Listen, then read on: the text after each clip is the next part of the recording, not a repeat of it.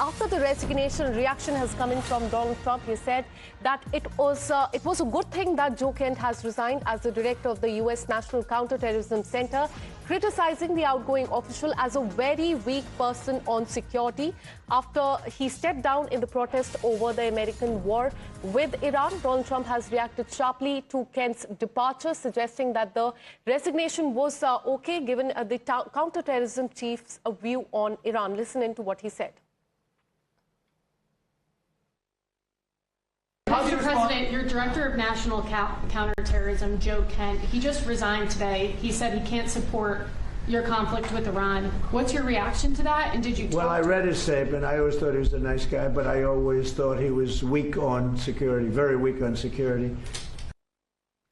And now we have more reaction coming in. In fact, now Donald Trump has shared the old post that was made by Joe Kent on social media advocating the strikes on Iran. And that is the latest we're learning as far as the fallout of the Iran war is concerned. One of the top officials of US has put down his papers, and he has said that he did not agree with the war with Iran as far as US is concerned. And now in the latest, firstly, Donald Trump said that it's a good thing that he has resigned, and now in the latest he has retweeted the earlier post, the old post of this top official of the United States, in which he had mentioned that we should not sit and wait for the next attack, wipe Iran's ballistic capability out and get our troops out of Iraq. They are only targets now. Now, US KIA is the tribute to the professionalism of our military and intel professionalism, not Iranian restraint. So here's the main point where he had earlier said that we should not sit and wait for the next attack,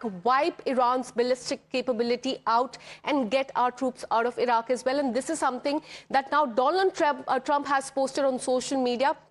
And this comes after Joe Kent in his resignation letter said that he did not agree with the attack by US on Iran. And on that, Donald Trump has said that it's a good thing that Joe Kent has resigned. And now he has put out the old post of Joe Kent in which he is advocating for the attack on Iran. On that, let me go across to my colleague Srinjoy. Srinjoy, the top US official has put down his papers in which he said that he did not agree with the attacks on Iran as far as US is concerned.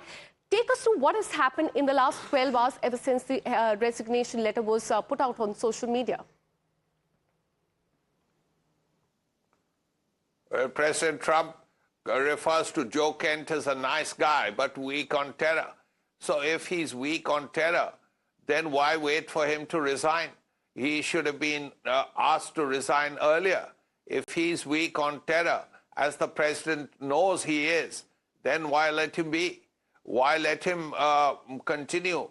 You ask him to resign. That might have been a possibility. But President Trump has also retweeted stuff that Joe Kent had said earlier about how Iran's ballistic capability, missile capability was growing and so on.